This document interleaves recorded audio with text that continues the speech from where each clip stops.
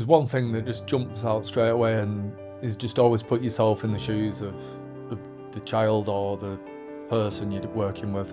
You know, I went on 3 England A tours, which is the reserves. We went to Sri Lanka, and I was probably the only one who'd not played for England at the time in the team. I was having injections, and basically the disc had worn away, so it fused together at the bottom of the spine, so there's just no movement in my back. So went to the specialist on the Friday in Leeds, and he was like you're done, like there's no way you can play anymore. And I was gutted. So within a space of a weekend, I'd finished playing professional cricket after 14 years. Wow. But my mum had died as well in 48 hours later, and that whole 14 years, in an instant, I weren't bothered about it.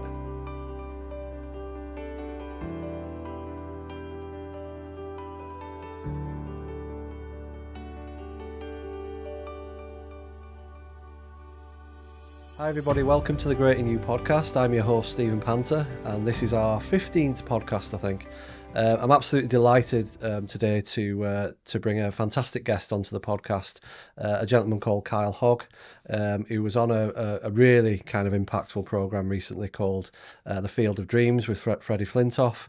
But actually Kyle's got a really fantastic story as well. It's not just about being on that programme, the work that he did with young people, and obviously his story as well is really interesting. So I really hope you enjoyed the episode today. If you do enjoy it, please subscribe, like and share.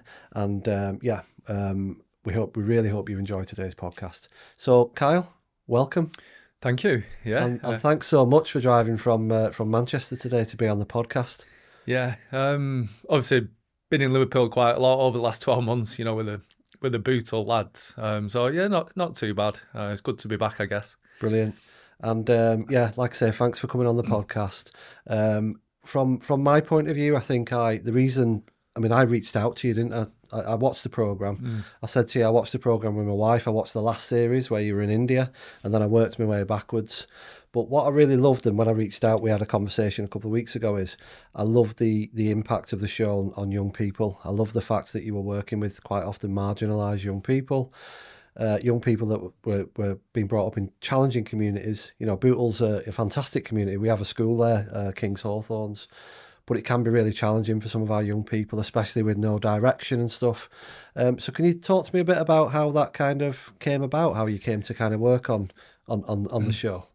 I mean, probably going back now 3 or 4 years to one of Fred's big ideas, I guess, that he always has, that, you know, he said he wanted to make a cricket team from where he grew up in Preston originally. So, you know, me and Fred go back a long way. I was 16 when I signed for Lancashire. Well, I just turned 17, sorry. But, you know, Fred sort of took me under his wing in the Lancashire setup. So we've been, you know, really close since that, really.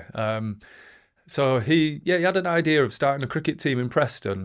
You know, Fred sort of come from a normal working class town.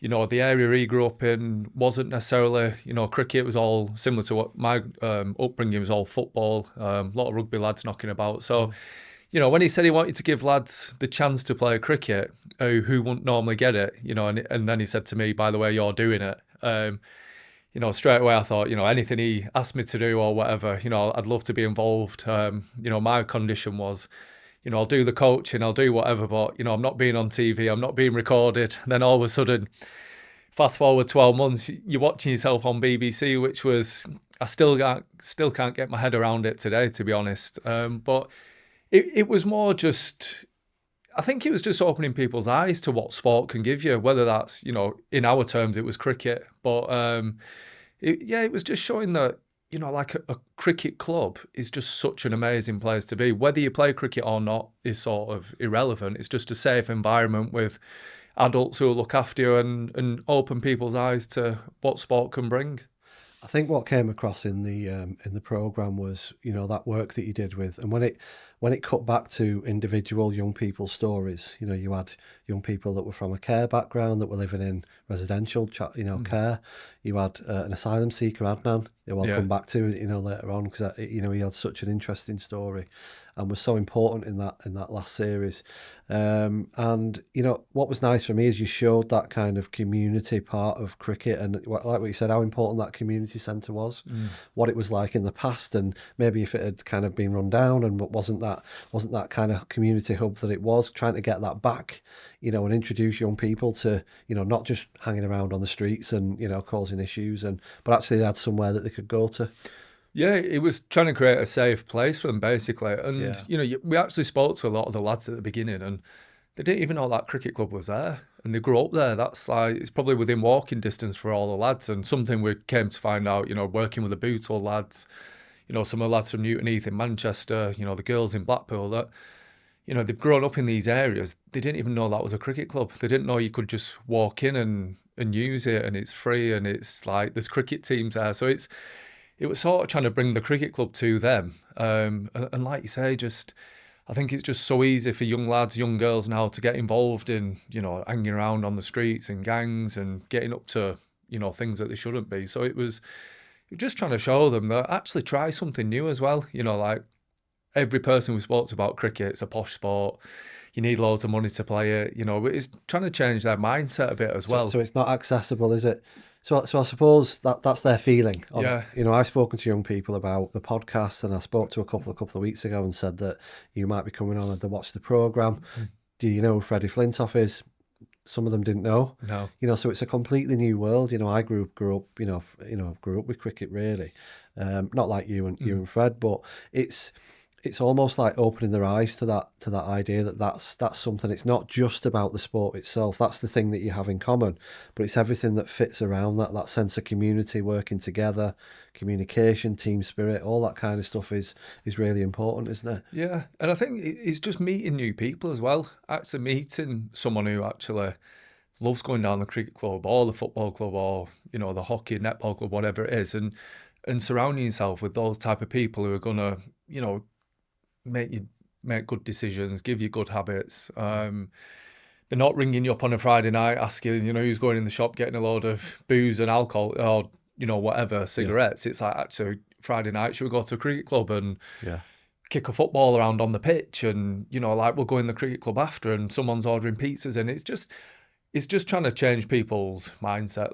That's all it is. And I think that's all that Field of Dreams ever has been. It's through cricket and through, with it being on TV and through Fred especially, it's opening people's eyes to actually, I might take my son or daughter down to a cricket club and see if they enjoy it. And 9 times out of 10, you go down there, you're with like-minded people, and no one, not on about and playing first team cricket or making a career out of it. It's just, being in an environment that's safe and exciting. Yeah, I mean, like I say, I was really moved by the programme, really, because I obviously work in this area, but I love the fact that you told young people stories as well. And what was really clear as well in that programme, I thought, was yours and Fred's relationship. You can see that you're close, you can see that you're supportive of each other and you count on each other, which was amazing for the kids to see as well. And going back to what you were saying as well about it being, it's not a posh sport. You lads are, you're working class, aren't you? Like me, you're working class, you come from a normal background. What I want to find out a little bit more as well is a bit about you as well. So how did you get from being younger, perhaps the kids' age that you were working with, to actually being on a programme with Freddie Flintoff, and being, known to everybody across the UK? What was your schooling like? What was your family like growing up? Where did you grow up? Can you give a bit of insight to people around what that was like for you? Yeah, so I mean, I grew up in Birmingham. I was born there. My dad played for Warwickshire Cricket Club at the time. So my dad played cricket and football. Probably one of in those days, you played football in the winter, professional cricket in the summer.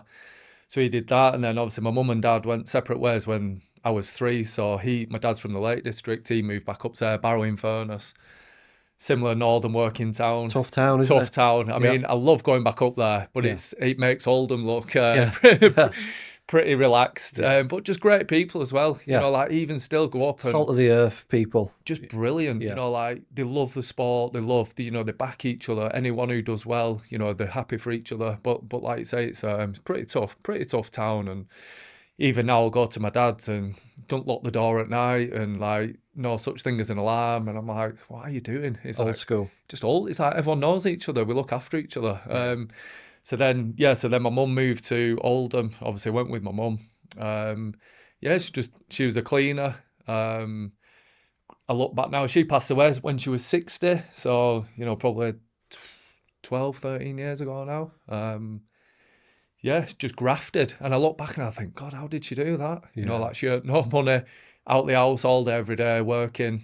You know, I was always around sport, cricket, rugby league, Were especially. you an only child? Yeah. My mates, most of them probably play rugby league actually, and football. Grew up around sport, lived at Greenfield Cricket Club, which is a tiny village in Saddleworth. You know, everyone's heard of Saddleworth, probably Yeah. for the wrong reasons. Yeah. Anytime you mention Saddleworth Moor, you know, they know what it was. But Yeah. it's just, I look back, it's just a great place to Hard to grow up. imagine a cricket pitch on that landscape. Yeah, but you'd be surprised. There's probably 5, 6, 7 cricket clubs in and around that area, Wow. all tiny little communities in themselves. Wow. It's a bit like rugby, isn't it? In that kind of, you know, It is. Warrington, You know, it's Widnes, like, St Helens, it's Lee. rugby. You know, obviously Oldham Athletic, massive, big football club. At the time when I was growing up, they're in the Premiership as well. So, but as time went on, it's like, you know, if you didn't play rugby league around there, you were sort of the odd one out. But I was just lucky that me and my friends that I grew up with, we all played sport. You know, we'd live at Greenfield Cricket Club. I think I mentioned to you before, someone would bring a football, someone would bring a rugby ball. We just spent our lives there. And that was a safe place for you lads. You kind of were drawn to that. Yeah, it was. It was, you know, it was probably a 10-minute walk from my house. You know, the amount of times I look back and I think, I'd be running home at 10:30 at night in the pitch black. And, you know, like, you probably wouldn't, I've got 2 kids now. I wouldn't ever think of thinking now, my 10-year-old daughter, like, you know, you just run home, it's only 10 minutes. And that's just what we did. You know, it just felt safe. And, you know, I started to develop probably cricket from 10, 12, you know, doing really well in the Lancashire setup from under 11. So how did that, what was your first kind of exposure to more serious, almost kind of professional cricket, if you like? How did you get into? I was probably 13 or 14 playing in the first team for Greenfield with, you know, blokes who played all their lives and, you know, sort of did really well. So obviously, you know, I was probably doing really well for my own age, got involved with Lancashire, 15, playing in the second team. So you're playing with professional cricketers then at the time. Did somebody come to watch you, or how did that? Yeah, I think like you sort of, it's probably like with most sport, your name just gets around and, you know, someone at Lancashire will be probably take an interest into you, come and watch you, invite you down for trials, invite you down for practice. So I did that. And then I remember one winter, went into Old Trafford, you know, to bowl at the batters. And I remember the first person who came up to me was like, I'm Mike Atherton, like, welcome. And to me, like, he was the first person I'd ever met who I'd seen off TV. And I just couldn't get my head around, like, because I'd watched him grow up playing for England. He's captain of Lancashire, captain for England.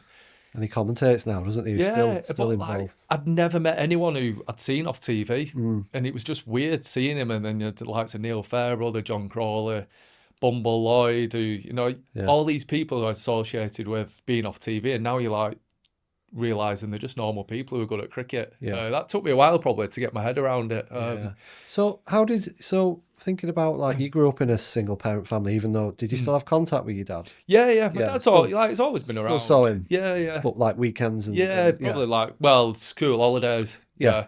So you essentially got brought up in a kind of single parent family, but had still had contact with your dad. Yeah. What did your mum do to, like, because I suppose the reason I want to talk about this is that lots of our kids grow up in single parent families, and you're somebody who's an example of that, but has gone on to do pretty well. You know, what was so from a parental point of view, what support did your mum give you? What was that like? I don't know. It's like it just seems a different world away. Like, she was, all I remember is like she went to work, and there'd always be food in the house. Yeah.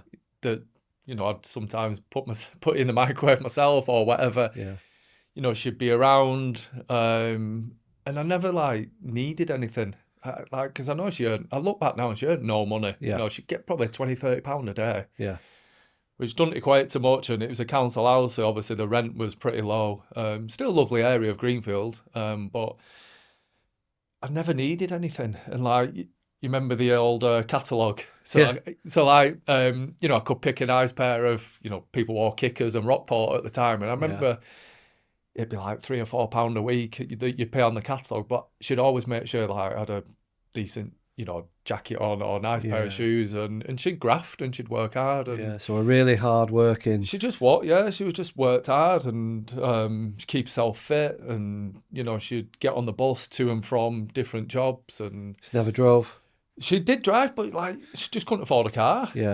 So it was but it wasn't like real, compared to some of the people we've met on the show, it wasn't like real I always tough. do that. I always compare myself to it, and what I've experienced growing up is nothing to what other people have experienced. It's a different level, isn't it? And our street was like, it was probably at least another 10 kids on the street who we all went to the same school, within 2 or 3 years of each other. So we'd be at eat someone else's house, or I'm having my tea there tonight, or, it just, I think, then it felt like a community. You could knock on next door neighbour's door and say, I need this, or have you got that? Whereas, I don't know, you look at kids growing up today, it just feels a bit different to sort of how we had it. Disjointed, isn't it? They communicate in different ways, don't they?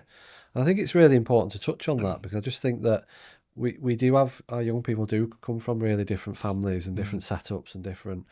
And actually, we were chatting about this before, weren't we, about that work ethic, about having that work ethic is really important. And that's one of the most important things to instill in young people. Well, anybody really. Yeah. Doesn't matter what you do. No. As long as you get up every day and you've got a purpose, and you know, not every day, you want your rest days and stuff like that, but as long as you've got that purpose and you want to work hard, because that's the only way you're going to achieve anything, isn't it? Whether you want a house or a car or a, nice clothes or whatever it is, you're not going to get any of that, sat on your backside. No. And I had, at school, I had a milk round for 4 years. We were talking about this, weren't we? I did as well. I loved it. I look back and I loved it. I'd get picked up at 3 a.m.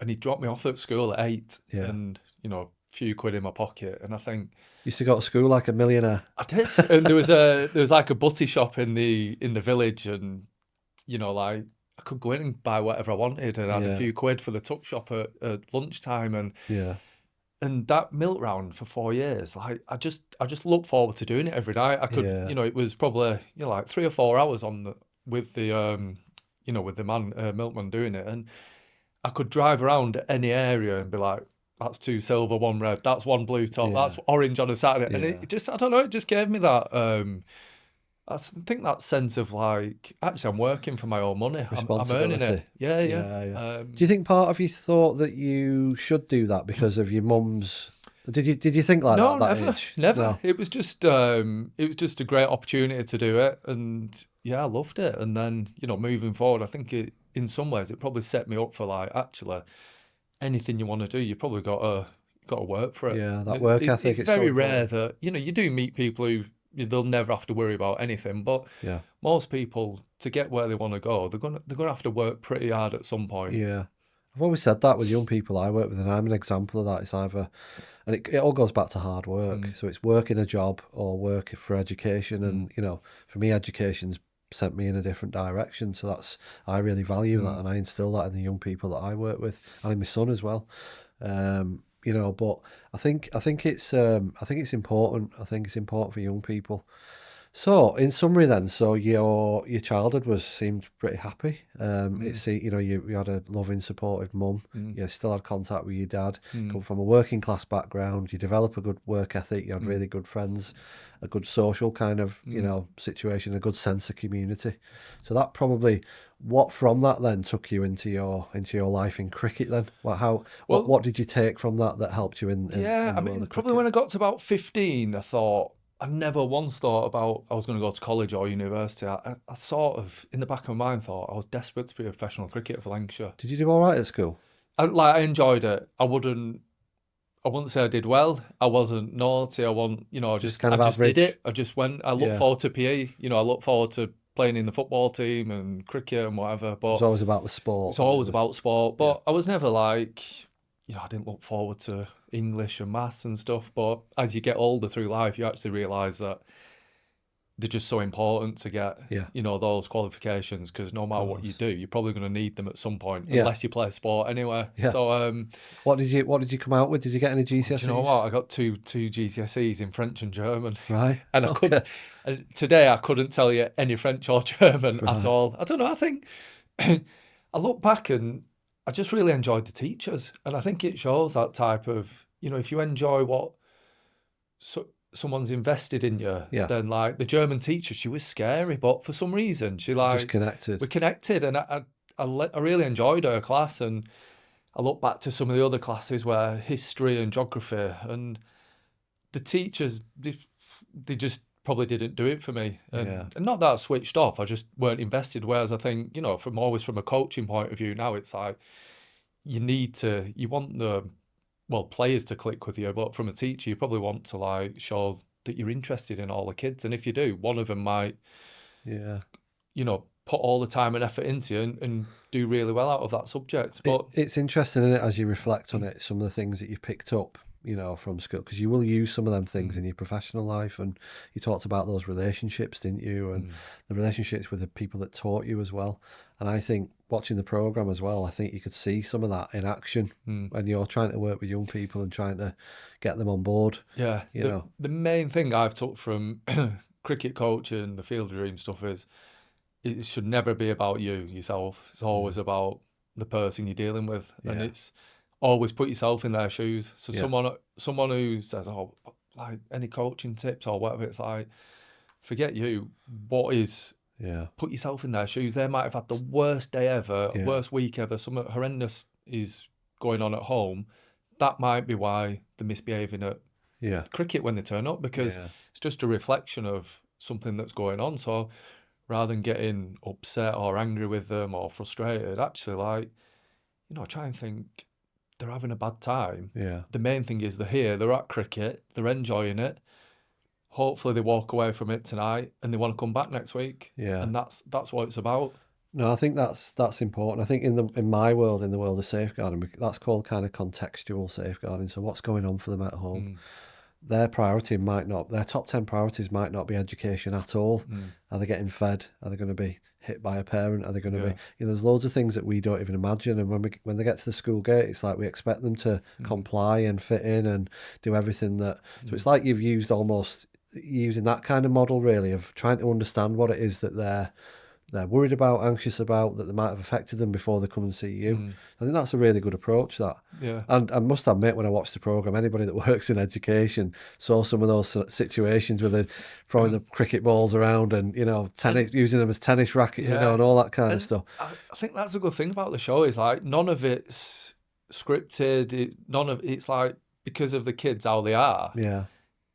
You just film it, and you just there were times when I get in my car after some of those sessions, like, what are we doing? What are we doing? My head is pounding. And you're like, and you said that you and Fred had a couple of conversations where you were like, times where me and Fred would be in the car together coming back, and we're like, are we doing the right thing? Is this what we want to do? But then it's like seeing them enjoy themselves, or actually seeing the lads turn up every week, or the girls. That was success for us. And it's those breakthroughs, isn't it, that you see? Or them doing well, or supporting each other. You saw that a lot, didn't you, in the programme, where they started working as a team. Exactly. And especially some of the lads at the beginning, there was a few of them where you thought, there's not a chance they'll be here in 2 weeks. There's just no interest.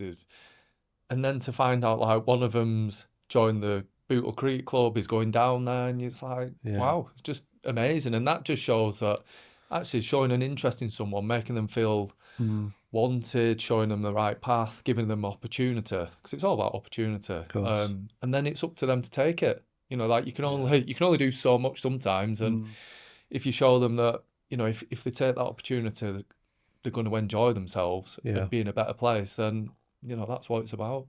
I think what was clear is that was really important to both of you in that programme. And you saw some of them nice moments where they had a breakthrough, or somebody opened up and was honest, and it presented itself as a behaviour issue, but actually they had other stuff going on in the background.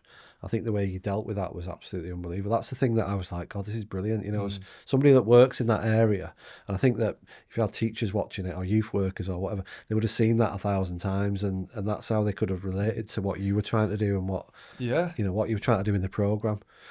So we'll probably keep jumping from you to the programme to but going back to you then. So obviously, you got a professional cricket contract. You were saying that you signed on the same day as Jimmy Anderson. Yeah. He was obviously a really well-known cricketer. Yeah. So how did that come about then? And what was that? What did that feel like as well? About somebody that was so involved in sport and passionate about sport. And as you said, when you were growing up, sport was everything to you.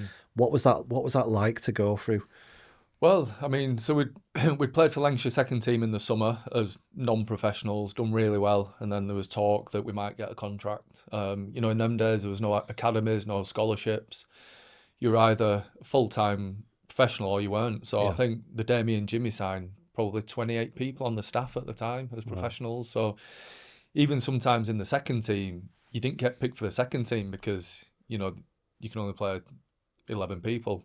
So I think, for us both just to go into Old Trafford and sign a contract, we didn't really know what was expected or what it was, but it was obviously something amazing. Then all of a sudden, you go from striving to get that contract all the time, you get that and you're professional, then it's like, actually, this is serious now because now I'm being judged on my performances. And if I don't perform, you get sacked. That's a reality of sport. And that's the one thing I'll probably always speak to young players about is getting the contract's the big thing, but then everyone's out to get you. When we played, there's no social media, there's no one like saying you're rubbish every time you did bad. Now it's like, people are actually out to see you do bad. They can't wait to get on the phones and different world, isn't slag it? you off on Twitter and Facebook or whatever. So, we never had to deal with that. So the only pressure sort of came from, our own performances. But to be in the dressing room at Lancashire with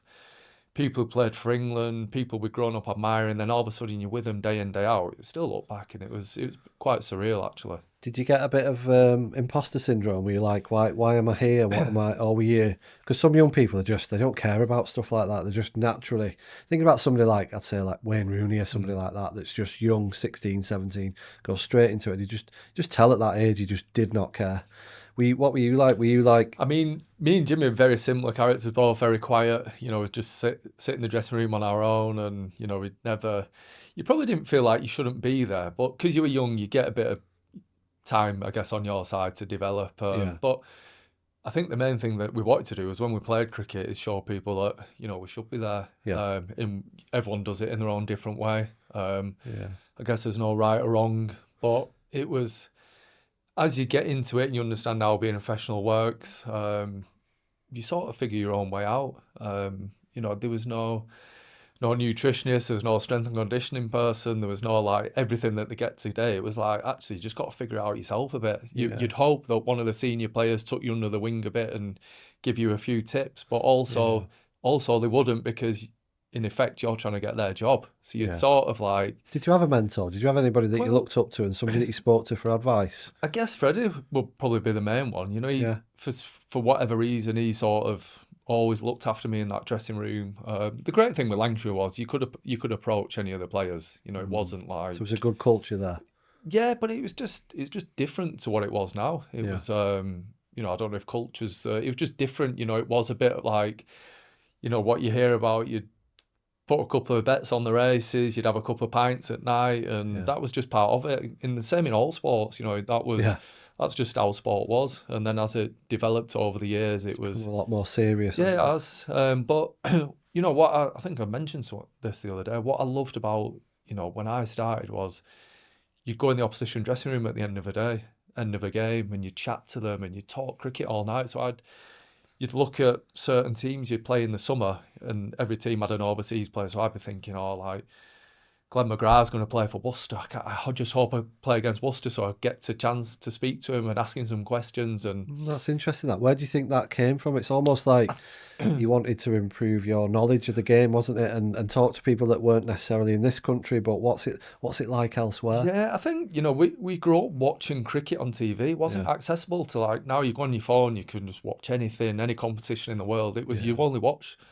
international cricket. That's all that was available. Test matches, wasn't it, really? It was test cricket. So you either played for your county or you played for England. Yeah. That was it. There was no franchise tournaments. There was no other opportunities to play cricket anywhere other than, playing for your country. So, having similar, when I spoke about meeting your Mike Athertons and people like that, I only saw these people play cricket on TV, and then all of a sudden you think you might get a chance to speak to them. And it was like, I don't know, it was just quite surreal. So it was, you just hope that you do well and keep doing well, and you're just striving to get another contract. Yeah. And, our first salaries were nothing really, basically cover. It's like a YTS type.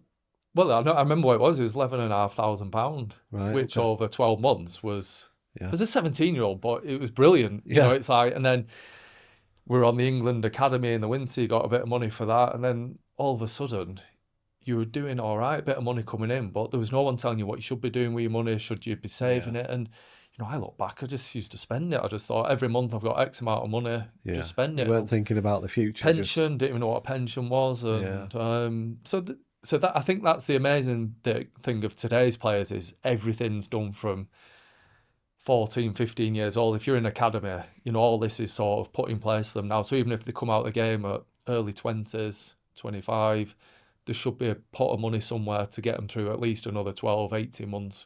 Yeah, we were talking about this, weren't we? And you were saying like the life of a cricketer is probably, lots of cricketers probably retire between the age of 27 and 31, 32. Yeah, if you've done well. If you've done well. Yeah. So what do you do after that? Yeah. And that's great that people are thinking about that now. Just to go back then, so when you're starting off in Lancashire, you were in the dressing room, you were getting paid, 11 grand a year, you were part of that world. How did you balance that with your home life and your friends at home? And how do you think, looking back now and reflecting, what do you think people thought of you? What was I think everyone was proud, from the area, really proud. I remember my friends were at uni, a lot of them were at Leeds Uni, so we were from Oldham, so it's as quick to get to Leeds to Manchester. And I remember going round to visit them, and you go for a night out with them, and in the kitchen there was padlocks on all the doors. And one of them was, oh, you can't go in that's someone else's bread and that's my food. And I'm thinking, blooming heck. And he's scrimping and scraping just to do his degree, and I'm getting paid to play cricket, travel the world. I've been to quite a few countries by then at the same time. So in some ways you sort of become a bit used to the money coming in, even though it's not a lot, but it is as a 17-year-old. Of course, but then I look back now that when my career was coming to an end at 31, all my friends who started off going to uni, getting their degrees, when they're at 31, they're at the top of the tree in their game. Yeah. And then I basically finish, and then anything I want to do next, I'm starting at the bottom of the ladder. So it's sort of the roles were reversed. When I came to finish, I was going to them for advice because they're flying in their careers. Yeah, and they've got that bit more kind of a different kind of worldly experience. They've been in the working world, haven't they? I wouldn't say the real world, but just a different world to you, where it's a bit less protected, I suppose. Yeah, that's interesting, that. I wonder what they thought of you, kind of, when you got your cut in, when you were playing for, I wonder, did you always feel supported? Yeah, they always come and watch, and sounds like you were from a nice place, really nice. Just lucky, really. I say, I mean, the town we grew up in, always knew the lads who you probably shouldn't knock about with, but we're still mates with them, But that was just not for me, we were. Did that just, were you ever on the verge of any kind of bother or any trouble or anything like that? No. You were always just playing sport, weren't you? Sport. And then my son's a bit like that now. He's mad into his running. He's a half marathons, and that's all he thinks. He just loves it. He loves running, and it's almost kind of his circle of friends, I suppose. Some of them that he played football with could have gone down that, or could still go down that route. He's just not interested. He's just all about the sport and the running, and he wants to get really good at that. Yeah. So is that what it was? Yeah, same with me. But I can see now, having done the Field of Dreams stuff, where you see people's backgrounds, what they come from, the lack of opportunities they get.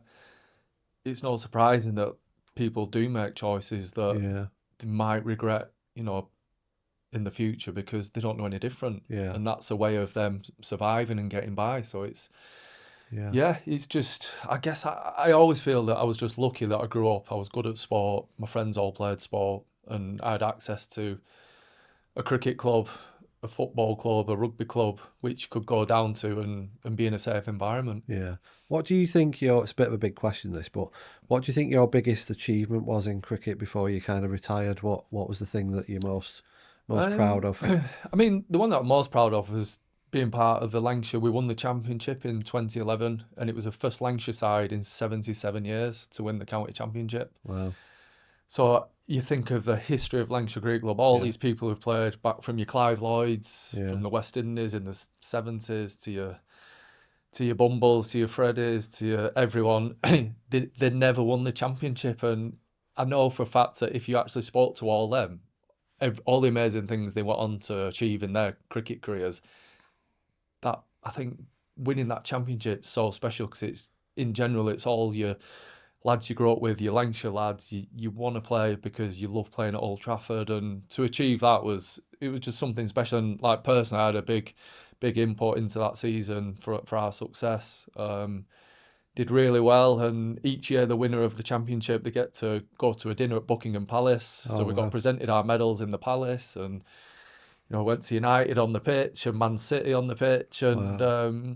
it was just So again, just that success just opens up another different world, doesn't it? it does. And You know, speaking to lads from the other sports, and Paul Scholes, he's an Oldham lad, and yeah, he was asking about what's Peter Moore's like as a head coach, and you're thinking, well, mate, you've played under Fergie for 20 years, and he was interested in how Peter Moore's went about being a coach in yeah. cricket because he'd obviously brought a lot of success to us. And Well, you get a lot of footballers, don't you, that are interested in cricket. I know the Nevilles, and yeah, they could have been cricketers. yeah, I think chose one or the other. yeah, So it's interesting how other people. It's just that interesting sport, isn't it? yeah. And I think that the good thing about them was that their era of football, they still played cricket in the summer. Yeah, They were still allowed. I think Scholes had played. I think he'd played a first team match for United, and he'd still played for Middleton Cricket Club yeah, before Fergie found out. So right. like even today, you'd never imagine a first team Premiership player playing cricket. Even though Sean Longstaff, I think, has done for he yeah, plays he's at Leeds now. yeah, When he was up at Newcastle, but I think the best thing about for me playing different sports is it's good not being good at all of them either. yeah, Because if you've excelled at football, cricket, rugby, netball, whatever it is, if you've only ever enjoyed being really good and the best, and you've never played any other sports, you've sort of not got any skills or learnt anything to deal with failure. yeah, So I think that's yeah, what they spoke about is even though they love cricket, they weren't the best at it. So yeah, it actually taught them to be, different skills to learn that if it doesn't go my way, actually that's fine because I've yeah. experienced it. I think there's a lot out there at the minute, isn't there, about the importance of failure? Mm, It's not all about successes, is it? mm, There's a lot out there from some of your biggest sports stars. Michael Jordan mm, quite famously talks about the failures that he's mm. had and how that's kind of made him. So we've talked about your successes then in cricket. So what do you feel are what's the thing that you're most disappointed with that kind of happened? Whether that's a championship or something you didn't get to or you missed out on, or is there anything I spring to guess I'd mind? have loved to have played for England. That I guess that's why you grow up playing cricket. You want to play for England. For one reason or the other, it never happened. But I went on 3 England A tours, which is the reserves, and I remember we went to Sri Lanka, and I was probably the only one who'd not played for England at the time in the team. So There's probably a lot of good cricketers, weren't there, in that I in that mean, team? pretty much all that 2005 Ashes team who went on to, Yeah. achieve what they did. Probably most of them were in that academy at the time, England Wow. Academy. Wow. So the England Academy now is based at Loughborough Uni, but at the time that was being built, so it was in Adelaide, Australia. Oh, So okay. we had 6 months at the National Institute of Sport in Adelaide. Wow. So you've travelled a lot, haven't Yeah, you? and it was 6 months, and it was a bit. It was run by Rod Marsh, who was an Australian great. He Yeah. brought up through I know the name. your Shane Warnes, your Ricky Pontins. He brought all that group through from young lads, and it was Yeah. a bit boot campy. Like you'd never get away with it today. It was Yeah. you were running at 5, 6 in the morning. It was hard graft all week, trained hard. But it sort of instilled in you that, like I think what we mentioned before, you've got to work hard. Yeah. Nothing's going to be given. Yeah. And always remember that we lived in Adelaide at the Institute of Sport, but the cyclists lived there as well. So there was Aussie cyclists there who'd won gold medals, and they're training. You're watching them train. Their commitment to their sport for one race every 4 years. You're thinking, well, mate, I think cricket's quite easy compared to Yeah. what they're putting their lives through. Absolutely. Yeah. And it was just great experience as a young person. So you've Yeah. been quite privileged in that sense of where you've been and what you've done and Mm, what you've. So what was it like? We are going to move on to mm, the program again and some of the work that you're mm, doing kind of in the future and what you want to do and where you're heading. With your work with young people. But I just wanted to know a bit more about what that was like, kind of coming away from the sport almost? 'Cause I know you had a period of time when you retired. What was that like for you? You know, I think a bit of insight for people maybe watching that are involved in sport and what that's like and what that feels like. And, you know, we were talking before, weren't we, about how that suddenly you're away from the game and what do you do as a, you know, somebody that's, you know, early 30s, you know? So what was that like for you? You know, like at the point that you retired, and then what did you do after that? Yeah, it was a funny period in my life actually. Probably started 3 years before I finished. Got to like 27, and I'd seen a lot of people retire and finish their careers and really struggle with it because cricket, you know, you get paid a good wage unless you're playing for England international cricket. You get paid well. It's not life changing money. Probably similar to lower league football, your rugby lads. So I was determined not to finish and then all of a sudden just be cast aside and really struggle. So I spent 3 winters working in music or touring with bands with SJM concerts, which is Simon Moran. So where I'm from in Oldham, in Spiral Carpets, I'm sure everyone's aware of them. Well, who's probably my Maybe age. not some of the youngsters. Yeah. So Graham Lambert, who is in Spiral Carpets, he's a guitarist, founder member. He followed Lancashire since the Graham Fowler days, loved his cricket, and we just became really good friends. You know, both from the same town. I'd leave him tickets to come to Lancashire, and because I've always been into music, always been into bands, going to gigs. He worked for SJM Concerts, so he'd always get me on the guest list to any gig. We just hit it off really, and luckily because you're on a 12-month contract with Lancashire, you're getting paid all year round. So when our season had finished, before pre-season would start, you were sort of left to your own devices. So how long was that period? you'd probably get a month off and then you'd be back in from November. Yeah. So the younger lads would probably, you go to Australia, New Zealand, South Africa in the winter to experience cricket abroad. But when you get into your late 20s, you're probably looking at things to do when you finish playing. So I said to Graham, I said, can I just come with you in the winter? Because he worked for SGM Concerts. He was the main man on the day of the show with a band, and just get some experience. So I always remember that the season finished on the Friday, and on the Monday he said, right, because he was doing the Stereophonics tour, and he said, yeah, you come with me on the Stereophonics tour. I think it was going to be about 3 weeks, you know, driving to every venue. I was like, so what time do we get there? So for my experience going to gigs, you know, the band comes on at 9 o'clock. Yeah. So I said, like, what time are we there? 7 o'clock at night. And he's like, no, it's like 6 in the morning. I was like, what are people doing at 6 in the morning? Because in my head, I just presume they just turn up, plug the guitars in, play the gig, and you've leave. just come from the world of cricket and having everything done for you. Done for you. Yeah. So it was like 6 a.m. I was like, I couldn't get my head around what happened at 6 a.m. anyway. So every venue you get to, it's just an empty shell. The touring band, everything you see at the gig, they basically get it off the bus on the trucks, set it up, do the show, pack it up on the trucks again, next to the next city. So I went with him over a period of time, did more and more shows with him over the 3 years. He gave me more things to do, you know, like he's in charge of all the money, all the Excel spreadsheets, and he'd ask me questions. And so you were learning things that maybe you didn't. It sounds bad, but playing cricket, I'd never sent an email. I didn't know what Word or Excel was. I knew what it was. I wouldn't have a clue how to set up, you know, an Excel spreadsheet where all the tabs link together and form an email to somebody. So I actually learned a lot of skills just being in and around in that. And you know what? It was 18-hour days sometimes. You'd be getting in at 6 in the venue, maybe get on the tour bus at 2 in the morning by the time everything's packed down, 3 hours sleep, and you wake up and you're outside another venue and it's go again. So I suppose there are like similarities, aren't there? You know, the travel, the camaraderie, the teamwork, the excitement, and you've got the 2 or 3 hours of the show. I suppose you watched, and you know, so the similarities, isn't there, with sport? But was it a good way to kind of, I suppose, get over retiring from cricket? How did retirement kind of hit you? Did it hit you? Did you have time for it to hit you? So it was a really, really weird weekend. So I'd struggled with my back for quite a while. I was having injections and basically the disc had worn away. So it fused together at the bottom of the spine. So there's just no movement in my back. So went to the specialist on the Friday in Leeds and he was like you're done basically, because like there's just no way you can play anymore.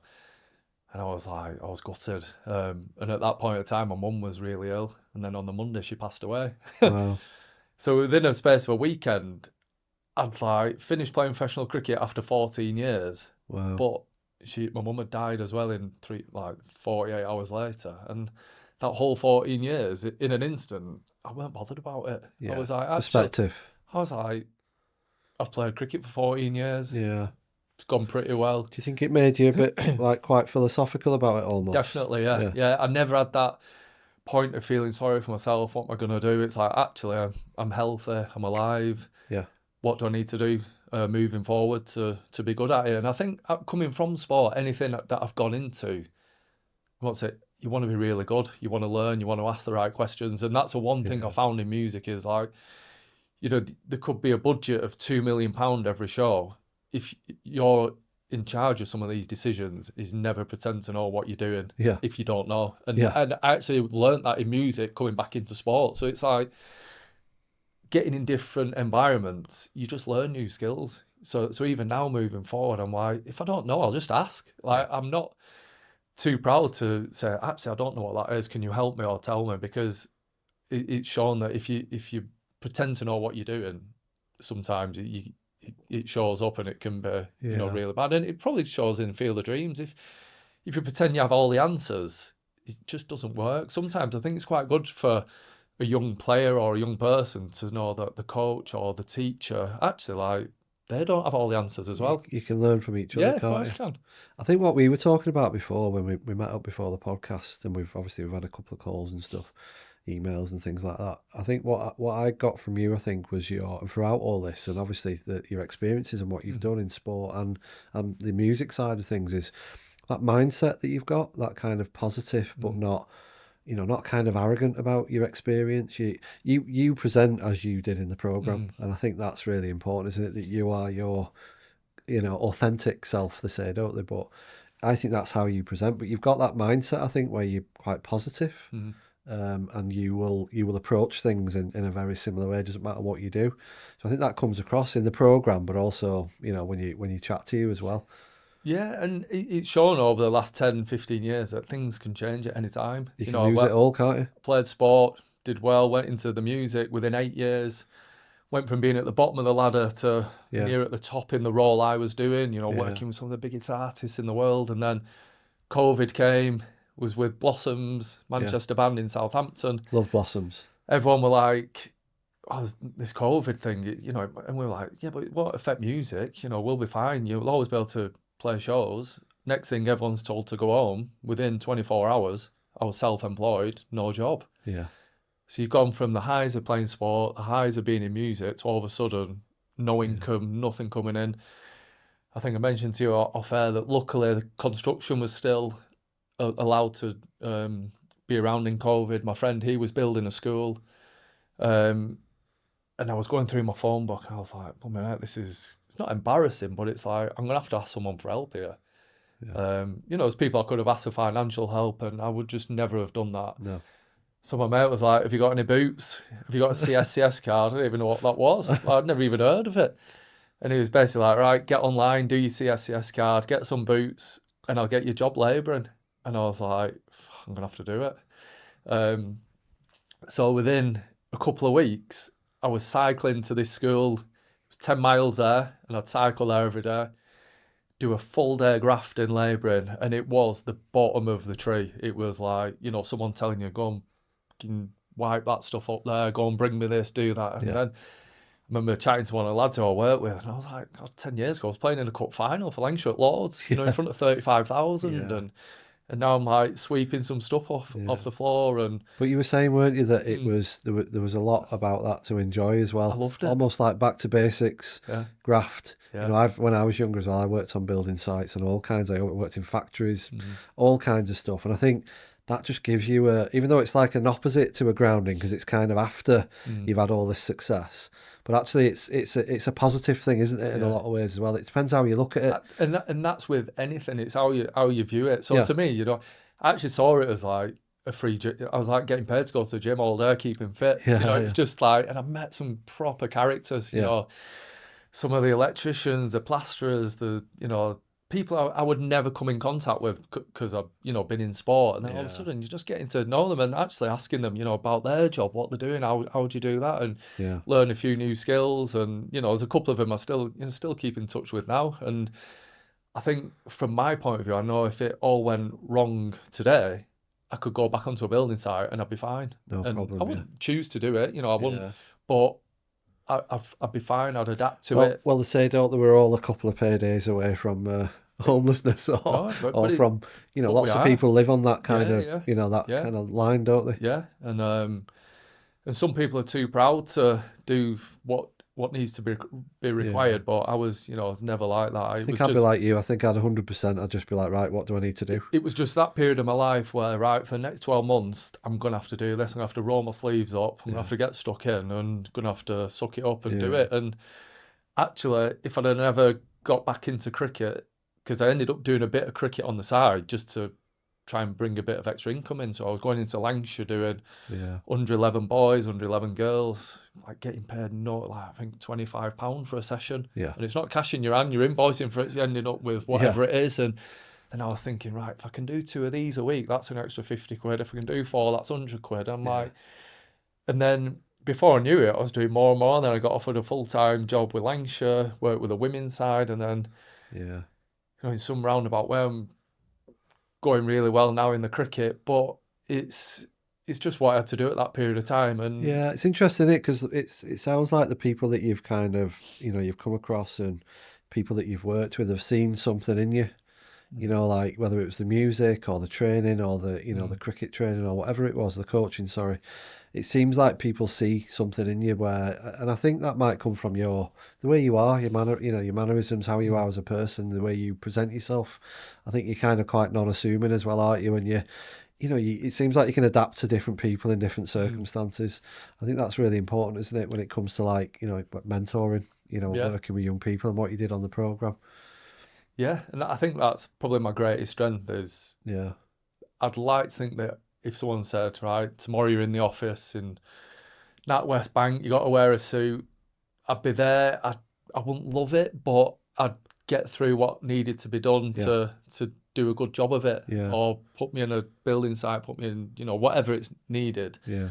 And I'd always show an interest and ask how you can get better. And I think that's just, hopefully to me, that's what life's about. And, just can you keep improving and can you have an impact on people's lives? And that's what, Field of Dreams has done. Some of these lads now, they're in full-time jobs, they're back in education. And, without the Field of Dreams stuff, they wouldn't be doing that. They'd probably be going down the wrong route even quicker. Is that your proudest kind of aspect of the show? What is it? What is it that you've got from the show personally? What is it that that you've got professionally as well? And who are the young people that kind of that kind of stand out and that you're most proud of? You're probably proud of them all in some way, but who some of those success stories who were. Well, I think one of the main ones he's a rapper, he does the MC, and he came to Preston, came to India. He's working now full time in the music as a roadie, getting the gear off and on. Got him a job. Did you get him a job? Yeah. At Manchester Co-op venue. Wow. So that is hard graft. I've watched, the roadies. That is, getting shouted at off of the production manager day in, day out. And he's doing it. He's turning up every day. He's got a job. He's earning good money. And he's stuck to it. Josh, who he got ADHD and autism. He struggled in India with the food, the smells, couldn't deal with the people. Yeah, I remember Josh. Just really struggled. Now he's got a girlfriend. He's just been on holiday with her. And, wow. And if, when we were in India with him and just seeing, he really struggled with it out there. But he stuck it out, which was amazing. Yeah. If someone had said, in 2 years' time, he'll be doing what he is now, you'd be like, no chance. And I think that's the sort of building blocks we set up for him has helped him, manage the next steps and help him moving forward. When I think when you work with young people and you support them, I talk about this sometimes, like what's the neck to the gold? What's the best part of your job? And that's probably one of those things that you look at and you think, wow, that's amazing, seeing where they came from to what they're doing now. And you've been part of that, with Freddie and the team and stuff. I just think it just came across really well in the programme that you were really invested in these young people. I think that's why I wanted to talk to you, to find out Yeah. why are you invested in young people, and understanding a bit more about your background now and where you've come from and the difficulties and the challenges that you've had. You can see where that's come from, can't you? Yeah. You know, and the way you approach things. Yeah. And you probably don't realise as you're growing up, them are the things that make you what Yeah. you are, you know. And I think with the stuff we've done is, you know, Fred's not doing it because he wants to do it and it's on TV, and he's doing it because he wants to. You know, Yeah. he genuinely loves helping people. He wants Yeah. to give them an opportunity that they might not necessarily ever have, and because he Yeah. knows the joy that cricket's brought him, Yeah. someone else might get that joy, Yeah. and he's in a fortunate position where he's got the opportunity to give people this, and even if it wasn't on TV, it wasn't being Yeah. filmed, he'd still be there at a cricket club helping people. And as he's come back into cricket now, Yeah. that's the sort of role he's doing now, and it doesn't matter to him or me if you're working with England international players or an 11-year-old who's It's just playing people, isn't cricket for it? the first time ever. Yeah. They'll get the same attention to detail Yeah. all the time. Yeah. I think what was what was amazing about Freddie as well, and you obviously supporting him in this, was he didn't have to do that, especially after his accident and what happened. He actually made himself massively vulnerable, didn't he? Yeah. But he knew he had to do something to help his well-being as well. So it kind of helped everybody, didn't it? It did. You know, it was amazing to watch. I think, you know, the lads, when we went to India, the lads helped him more than he helped them. Yeah, you know, could see that. Which you just would never have, I guess, when you set out to do it, the first series, probably you never thought what was going to happen with the crash and stuff. And for all of a sudden, the lads to be, you know, putting their arm around him and showing him like the love that he'd given them throughout their journey, it was just like heartwarming, really. Yeah. And it was interesting because at the start of it, you just had all these individuals going off in different directions and wanting different things and coming with all the different backgrounds. And at the end, it was like, it was a process, wasn't it? And a challenging one. And there were things that happened, and, you know, you had to be patient, to say the least. But then at the end, it's like it all comes together, and watching them, you know, go to them like posh schools and just feel completely kind of out of it and not like, but then realizing that actually they're just people, and they're just in different circumstances, but there's no reason we can't connect to those people. No, you and know. it's showing, hasn't it, that like you've got to go to them.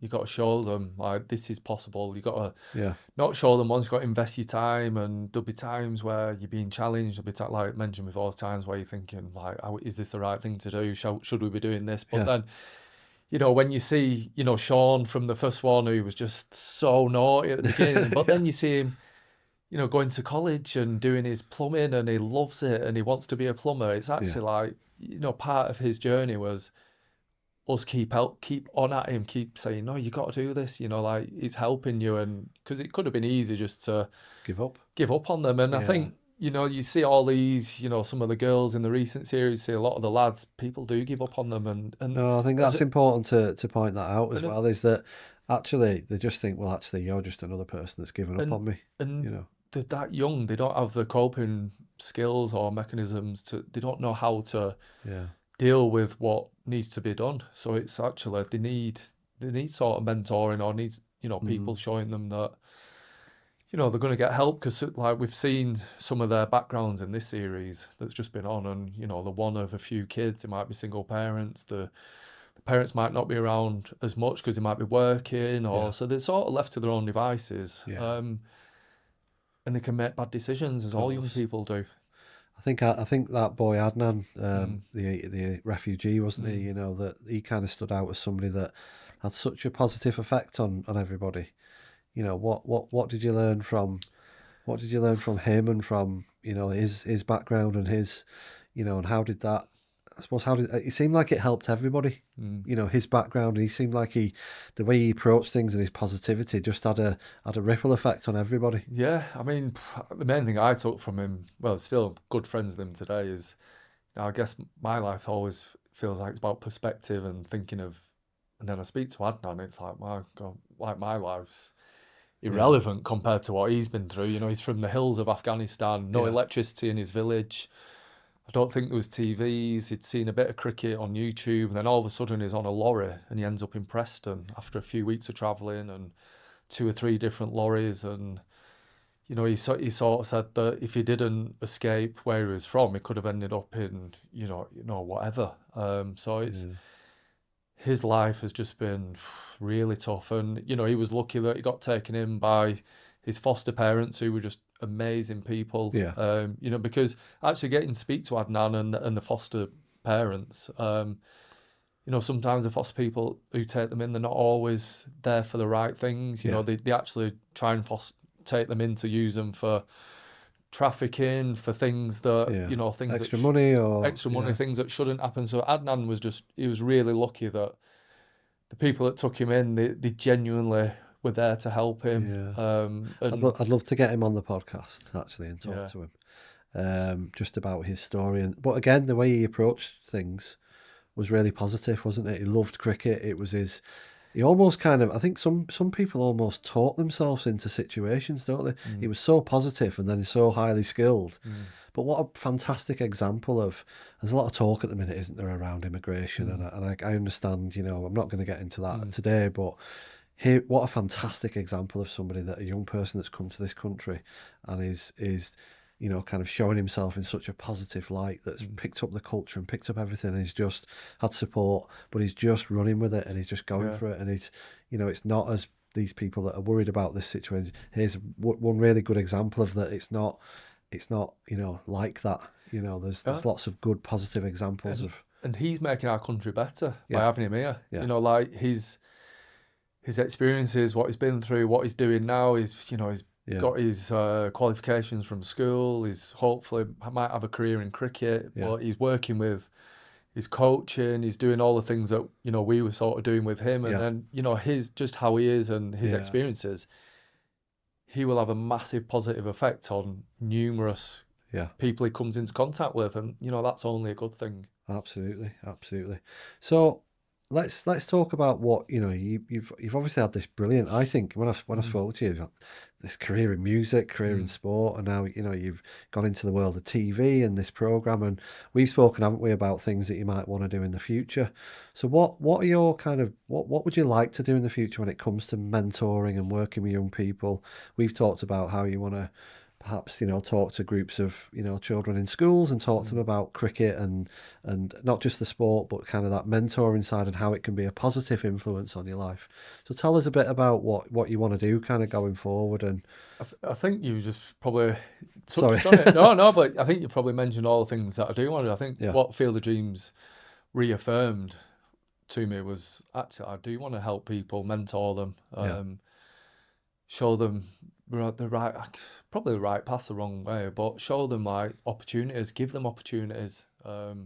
Sit down, speak to people, you know, like have a coffee with them, ask them, how's your day been? You know, forget what's going on at home, forget what's going on at school, like how are you? You know, like I actually found it's really, for me personally, it's really rewarding. And you know, if I can help people and go into schools and go into, you know, different workplaces and speak about my experiences, and if it helps someone who thinks, you know what, I've been thinking about, you know, volunteering for my local football team, or I've been thinking about doing this for ages and I've never done it. Actually, a couple of people reached out during Field of Dreams saying, you know, they've joined the local cricket club now as a coach because they've been thinking, should I do it, should I not? And Brilliant. through that, they've like just gone for it. And it's not about being a good cricket coach or being the best football, rugby coach, netball coach. It's just about giving your time to somebody who might need it. What is it in you that makes you want to do this? What have you thought about that? No, never. No. I just guess that's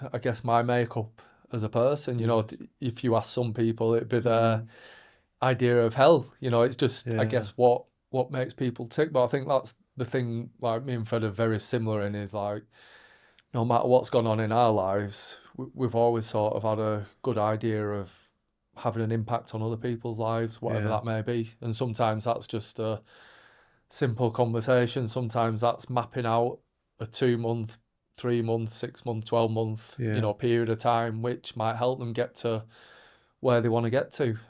So it's, I don't know, I guess that's just how I am as a person. No, I think it's great, and I think that, you know, people listening to your story and this podcast as well will know, you know, and I think just meeting you, they'll know that you've got that kind of personality, I think, that would be infectious, that people would learn from. Even talking about your time on like the building site and when it didn't quite go so well for you, and what, because it's not about all the successes, is it? It's about how you've got through that and your resilience and what you can take from that and instill in other people.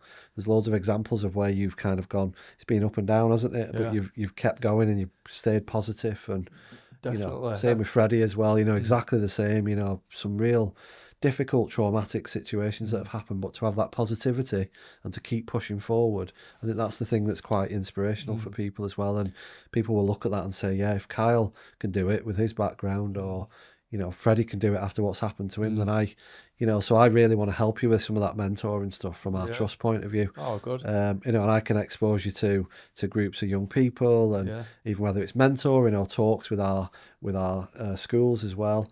I think introducing some young people to cricket as well, I think, is important. Like you say, it's not about the game as such. No. It's about what that it's the benefits of it, isn't it? And what can happen in when you play sport, and when you work together and you communicate well, and things like that. So I think that's what sport taught me, actually. Is like, you have very few successful times in sport. Very few. I played for 14 years. I won a league once, got beat in a final in a cup. Probably have 4 or 5 experiences which were amazing and live with you forever. But out of 14 years, it's not most of them are like, yeah, it's up against you all the time. So it's I think it's just trying to understand with young kids is like, what they view as success sometimes is a very up and down to get to it, and you might have to go back a few times to go forward a bit, and you might have to change your goals every now and then, and you get to one goal, then the next one might be miles away, or it might be dead close, and it's just an ever changing cycle of things in front of you. And as they grow up and different age groups hit and different experiences in life, that it's probably good having someone to speak to and someone you can bounce ideas off. Yeah, no, I think given your experience, I think you'll do really well at the mentoring side.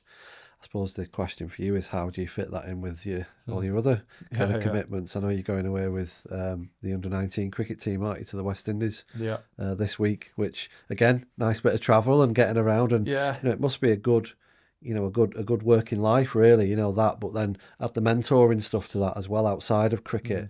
It must be quite exciting. Yeah, definitely. And I think like cricket coaching with England under-19s, you probably are a mentor. Yeah. Because they're good cricketers anyway, that's why they're there. Yeah.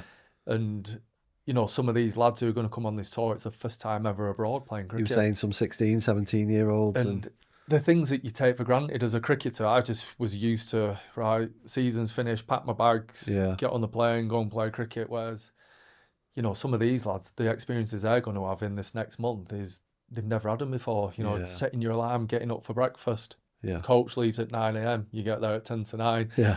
You're going to make mistakes. You're going to miss training. So it's actually helping them so that when they get back from the West Indies and they step foot on the plane, they're in a better position than when they went there. And that's all it's about. The cricket will improve because the environment, the fixtures, just what's in front of them cricket-wise. But, from my point of view, I want them to be better people, more, they've learnt a few things that from when they got on the plane. Yeah. No, I think it's amazing. I think what you want to do is great as well. The challenge now is to see how you can fit everything in with all of your commitments, but definitely want to support with that, and because I think you'll be a fantastic mentor for any young person, really. Before we finish then, just one last question then. What bit of advice would you give for perhaps a young person watching this podcast, or even a parent or a carer? Perhaps maybe if they're a bit lost, they don't really know what they're doing, they don't really know what the future holds. What would be your one bit of advice from your experience and working with young people in this situation? There's one thing that just jumps out straight away, and is just always put yourself in the shoes of the child or the person you're working with. Yeah. That's the main thing. Which is difficult, isn't it, sometimes? How do you do that? I just think, like, always take a step back, have a think about, what's going on in their head, and how you can help them. And it's not about talking all the time. I've actually found doing this more and more, the mentoring, the Field of Dreams, actually listening is the hardest thing for anyone, because I think you feel like you've had some experiences, you've you hope to know that you've got a few answers, but actually just speaking to someone all the time, telling them, sometimes it just doesn't work. Just them speaking to you, getting something off the chest Yeah. is more important than you telling them what they should be doing. Sometimes it helps them to create the answers themselves, doesn't it? Yeah. A bit like that counselling mirror model, isn't Yeah. it? But And young people, they don't, like, as I found now coaching young cricketers, is they don't listen for a period of time anyway. They yeah, probably switched on for a very short period of time. So if you do speak, you want something to land with them, and yeah, that's different with every person. But that's your job as a coach, as a parent, as a mentor, to get to know that person first. yeah, You know, because no matter what I know, if the person I'm dealing with don't like you or don't agree with you, then it's irrelevant what you're going to say of anyway. course, So yeah, if you show yeah, the interest and you're there for them, yeah, actually them conversations open up themselves, and you don't have to go yeah. searching for them. I'm sure you learn from every interaction and reflect on every interaction that you have with a young person, whether it's in cricket or the field of dreams. And then you kind of learn from those interactions, don't you? And Yeah, what's been discussed, when to discuss it, how to discuss it. yeah. So what about for young people then? What about a young person that's watching this that might be a bit lost, don't know what to do? What bit of advice would you give to them? I think, like, he's probably sitting down or speaking to somebody who might be a teacher you like at school, or might not be your parent, might be someone in your family. Right, these are things that make me happy. This is what I enjoy.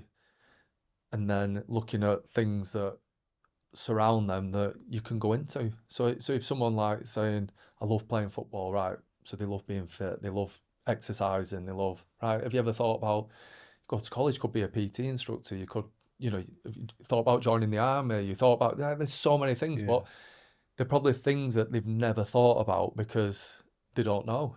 So it's, I think, always understanding that don't presume anything with any young people. yeah, It's for, you've just got to speak to them, haven't you? That's yeah, the thing. But if these young people don't have anyone to speak to, then I guess it's up to the likes of ourselves, people in education.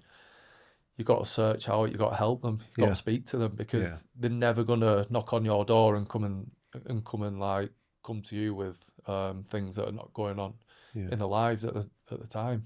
It's hard, isn't it? Because sometimes, as professionals, thinking about our schools and the work that goes on in our schools, I know a lot of staff reach out and there's a lot of pastoral support. Sometimes it's a challenge because young people are not ready to talk. They're not ready to. Mm, I think my bit of advice to young people would be to, and to adults as well, make yourself a little bit vulnerable. Put mm, yourself out there. If you're worried about something, try and talk to somebody about it. mm. There's always somebody that can help you. And don't kind of struggle on your own, whether it's mental health or whether it's your family situation or money or whatever it is, there's always somebody to talk to. It's about you finding that right person, I Yeah, think. That's my experience. And thinking back when I was in school, and probably when you were in school, you're a bit younger than me, but there weren't people in schools to have these conversations with. There was no safeguarding team, there was no wellbeing team, there was nothing. no, You didn't get that support, but that is available. Not just in school, but lots of different areas in life. So it's trying to make yourself vulnerable and try and find out where that support lies. mm, That would be my advice, yeah, alongside what you've said. yeah. And I think, the support for the kids is, it's amazing. It's how the kids, like, view that support, because I think sometimes you think, oh, if I go and speak to that person, then Yeah, I'm not doing things right, or I'm not good at stuff. Where they'd be surprised, wouldn't they, that yeah, it's just having a conversation with somebody. It can set them up for the rest of their lives, one conversation. it really But if can. they don't go and speak to them, then, Yeah, as we've seen with countless kids, there's the other opportunities and avenues they can choose are not very positive. yeah. No, I think that's some really, really good advice, and I'd love to stay and carry on talking to you for another hour. Mm. I'm sure you've got places to be, and I have, but I've really enjoyed today's podcast. And like I say, when I spoke to you, you're exactly how you come across in the program. I think the program's fantastic. So anybody that hasn't seen it, please watch, that kind of Field of Dreams program on the BBC. It's all there and available. If you're interested in young people and sport and want to know more about you and Freddie and what you've been trying to do, I would highly recommend it. I think it's a fantastic series. And one that once you start watching it, you won't be able to stop. I started watching it with my wife, but I watched it the other way around, and I was like, I need to go back and see Yeah. the others, because I'd missed it for some reason. But I'm really glad I watched it. I'm really glad I reached out to you, and thank you so much for coming in and talking about what the work that you've done, your history, and what you want to do in the future. And I hope I can help you with some of that as well. Yeah, thank you. All right, so thanks very much, Kyle. And, thanks a lot for coming on. Thanks for watching, everybody. And if you did like this episode, please do like and subscribe and share with other people. If you want to know a bit more about Kyle and Freddie and the programme, then obviously it's on the BBC. But thanks very much. And please, share this podcast as well with people that you feel might benefit from it as well. And hopefully we'll see Kyle working with us in the future at the Great Schools Trust. So thanks very much and have a good day. Goodbye.